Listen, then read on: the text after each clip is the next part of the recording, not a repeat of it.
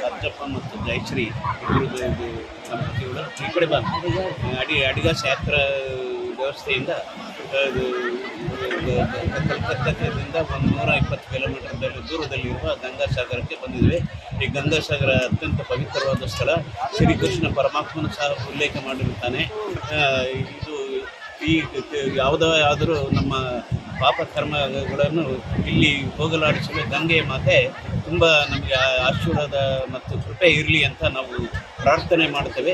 ಇದು ಆಡಿಯಾಸ್ ಯಾತ್ರದ ವ್ಯವಸ್ಥೆಯಿಂದ ಮಾತ್ರ ನಮಗೆ ತುಂಬ ಅನುಕೂಲಕರವಾಗಿದೆ ಮತ್ತು ಇದನ್ನು ಎಲ್ಲ ಯಾತ್ರಾರ್ಥಿಗಳು ಈ ಆಡಿಯಾಸ್ ಯಾತ್ರೆಯನ್ನು ಬಯಸಿ ಅವರ ಒಂದು ಪ್ರೀತಿ ವಾತ್ಸಲ್ಯದಿಂದ ಇದು ವ್ಯವಸ್ಥೆ ಮತ್ತು ಫುಡ್ ಇದು ಐಟಮ್ಸು ವ್ಯವಸ್ಥೆ ಆಮೇಲೆ ಅನುಕೂಲಕರವಾದ ಇದು ಯಾತ್ರೆಯನ್ನು ಮಾಡಿರ್ತಾರೆ.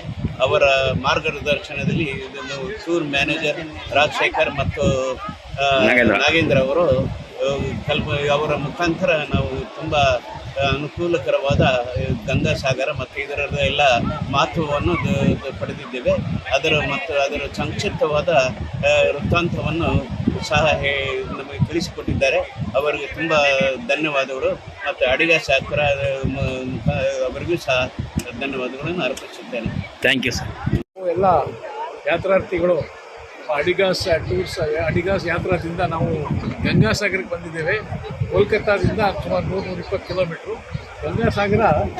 ಗಂಗಾಸಾಗರ ಈ ಗಂಗಾ ನದಿ ಸಮುದ್ರವನ್ನು ಎಲ್ಲಿ ಸೇರುತ್ತೆ ಆ ಪಾಯಿಂಟು ಅಲ್ಲಿ ಕರ್ಕೊಂಡ್ಬಂದಿದ್ದಾರೆ ನಮಗೆ.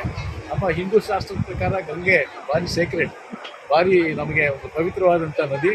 ಅದಕ್ಕೆ ಈ ಎಲ್ಲೂ ಬೇರೆ ಯಾವ ಟೂರಿಸ್ಟು ವ್ಯವಸ್ಥೆ ಮಾಡಲಾರ್ದಂಥ ಒಂದು ಇದನ್ನು ನಮ್ಮ ಅಡಿಗಾಸ್ ಯಾತ್ರದವರು ಮಾಡಿದ್ದಾರೆ. ನಮ್ಮನ್ನೆಲ್ಲ ಕರ್ಕೊಂಡ್ಬಂದಿದ್ದಾರೆ. ಅದನ್ನೆಲ್ಲ ನೋಡಿ ಇದು ಎಲ್ಲ ಹಿಂದೂ ಪ್ರಕಾರ ಸುಮಾರು ಶಾಸ್ತ್ರಗಳಿದ್ದಾವೆ, ಅದೆಲ್ಲ ಮುಗಿಸಿ ನಾವು ಸಂತೃಪ್ತರಾಗಿದ್ದೇವೆ. ಭಾರಿ ಒಳ್ಳೆಯ ಟೂರ್ನ ಕೊಟ್ಟಿದ್ದಾರೆ ನಮ್ಮ. ನಮಸ್ಕಾರ, ನಾನು ನನ್ನ ಮಗ ಇಬ್ಬರು ಅಡ್ಜಸ್ಟ್ ಆಗಿ ಗಂಗಾಸಾಗರಕ್ಕೆ ಬಂದಿದ್ದೇವೆ. ಇಲ್ಲಿ ಬಂದ ಮೇಲೆ ಗೊತ್ತಾಯಿತು ಇದ್ರ ಮಹತ್ವ ಎಷ್ಟು ದೊಡ್ಡಂತ. ಇಲ್ಲಿ ಗಂಗೆ ಬಂದು ಸಾಗರಕ್ಕೆ ಸೇರ್ತಾ ಇದ್ದಾರೆ. ಮತ್ತು ನಾವು ಹಿಂದೂಗಳಾಗಿ ಇಂಥ ಪುಣ್ಯ ಸ್ಥಳಕ್ಕೆ ಬಂದಿದ್ದು ನಮ್ಮದು ಮಹಾ ಯೋಗಾಂತರ ಅಡಿಗಾಸ್ ಅವರು ಒಳ್ಳೆಯದಾಗಿ ಕರ್ಕೊಂಡು ಬಂದಿದ್ದಾರೆ. ಪವಿತ್ರ ಸ್ಥಾನದ್ದು ದರ್ಶನ ಮಾಡಿದ್ದು ನಮಗೆ ತುಂಬ ಸಂತೋಷ. ನೀವುಗಳು ಎಲ್ಲರೂ ಆದಾಗ ನೀವು ಹೋಗಿ ಗಂಗಾಸಾಗರಕ್ಕೆ ಹೋಗುವುದನ್ನು ಮರಿಬೇಡಿ. Okay, thank you. बोलो गंगा माता की,